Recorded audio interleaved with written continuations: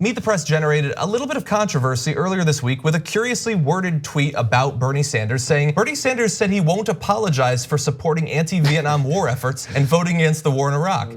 Quote, I will do everything I can to see problems solved diplomatically instead of through war. And I read that and think, how could anyone support that man? He won't apologize for not supporting Iraq. But they put that out there. And Bernie Sanders has been criticized quite a bit on his foreign policy recently. We were talking about in the New York Times.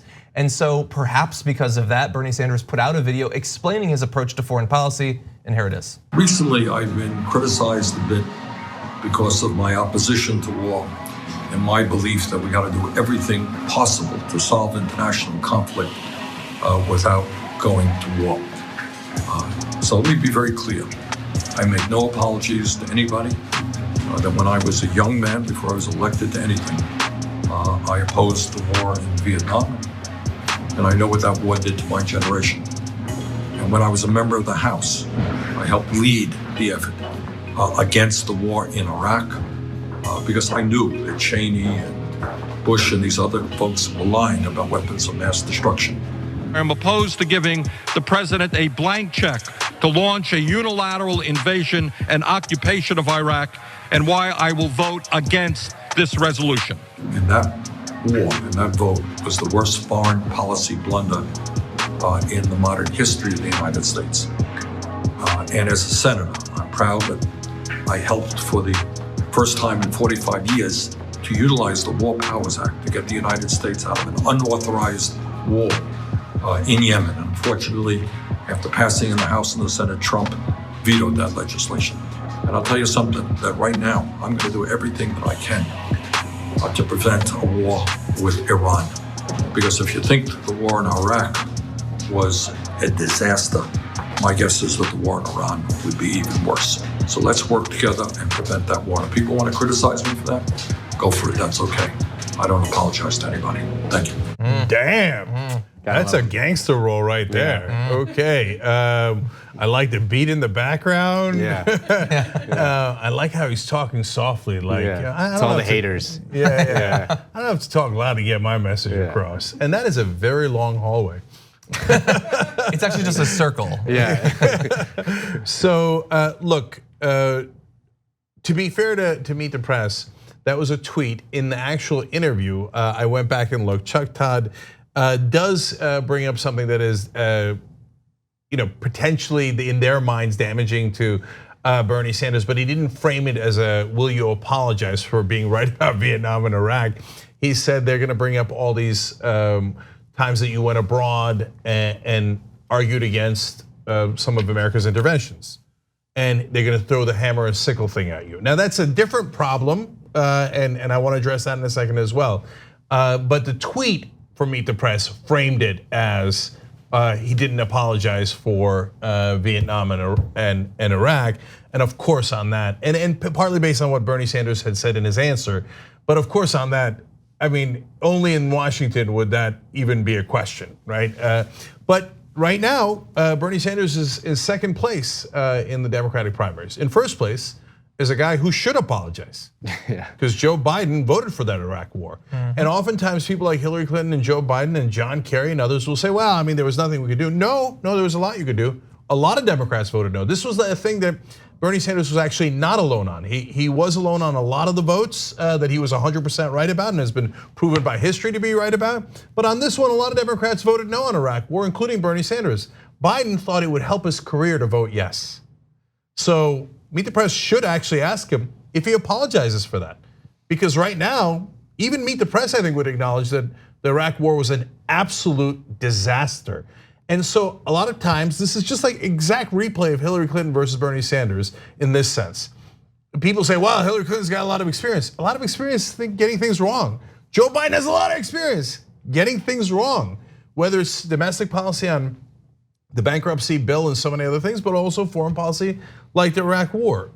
So on the issue of hammer and sickle, like, you old commie, I can't believe you supported democracy in Nicaragua when we had sent the death squads. Why didn't you back American death squads? I'm pretty sure he doesn't have to apologize for that either. Yeah. Yeah, the United States history in Central America in the 1980s is arguably one of the more shameful, horrible chapters in our history out of any of them, and there's plenty. And Bernie Sanders' opposition to that, which again, I mean, was quite courageous at the time, given just how much pressure there was to sort of fall in line on that. That's only something to be celebrated. And it's interesting because he's gonna force a debate on foreign policy that hasn't been had in a Democratic primary in a long time. I mean, I still remember like that great moment in his debate against Hillary Clinton when he says, Henry Kissinger is not my friend, and I don't want to be his friend, or whatever. If he can force that issue, if he can force that issue against Biden specifically, but even like all these other Democratic candidates who probably don't really have a very developed position on any of this stuff. I think it could be. I think it would ultimately, in the long run, be a very good thing, not just for him, but I think for all of us. And I'm glad that he combines two things in that answer. One, he showcases that for literally decades he has been consistent in opposing unnecessary wars, both as an outsider to politics and someone whose political future could have been ruined if he'd been wrong there. He was bold and honest and authentic in that, but he also pointed out why I think, at least right now, he has the best claim to being the one who is running as an anti-war candidate, because a lot of the candidates won't even speak out against these conflicts. They won't even match that low bar. Some will and are saying the right things, and they're moving us in the right direction. But Bernie Sanders, along with Ro Khanna and a few others, put their time and energy and political capital into trying to get us out of the Yemen conflict.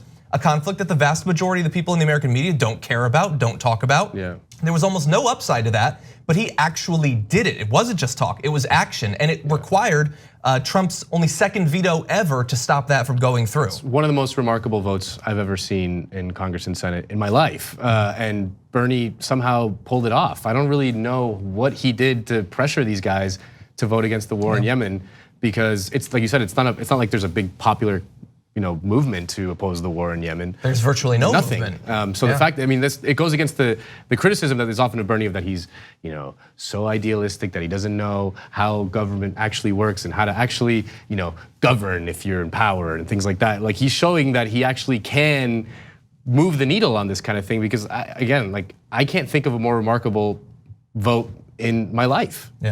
Yeah. So I want to say one more thing about Bernie on the issue of war. I know the mainstream media generally doesn't care about policy and doesn't care about who's right and who's wrong, but that is kind of what we're voting on. So they say we're biased in favor of Bernie.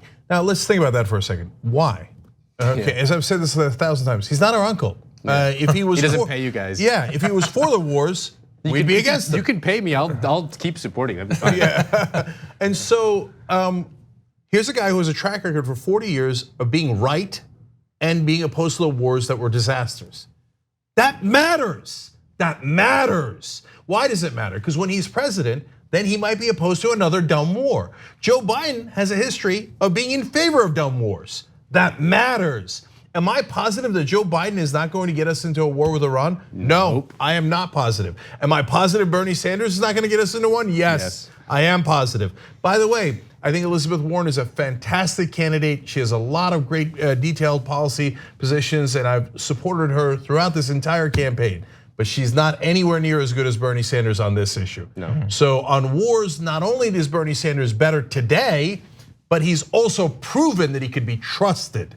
And so if you don't want a disastrous war, there is one candidate that stands head and shoulders above the rest. I don't say that because I'm biased in favor of Bernie Sanders. I say that because I'm biased in favor of facts. Yeah. 2 easy ways to follow the Young Turks. One is hit the subscribe button down below, then you're a TYT subscriber. And second is ring the bell.